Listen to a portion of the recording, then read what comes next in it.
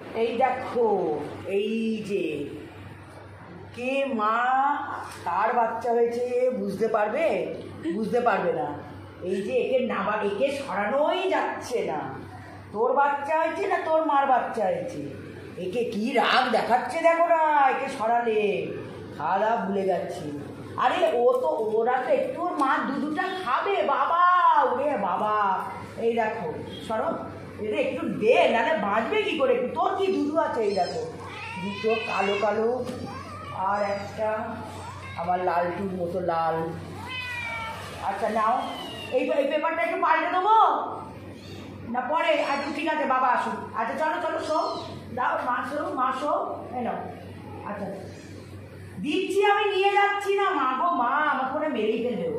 এই নাও, দাঁড়াও, মা দুধু খাক না, ওরা একটু মা দুধু খাক। মা দুধু খাক, এই আঙুল দিয়ে আমাকে পেঁচিয়ে দিয়েছে। এই দেখো, মা দুধু খাবে না ওরা একটু? তুমি তো ভালো নেই, তুমি একটু মাছ খেয়েছো? হ্যাঁ, তুমি মাছ খেয়েছো? তুমি ওইখানে থাকবে। বাচ্চাটা কার হয়েছে আমি তো বুঝতে পারছি না। বাচ্চাটা কার হয়েছে? ওই দেখ, ওই নিয়ে থাকবে। ভগবান রে,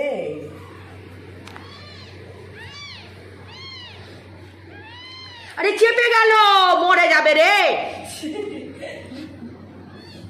আরেকটা কই গেল? পায়ের ফাঁক দিয়ে চলে গেছে। এনে কি যে করছিস?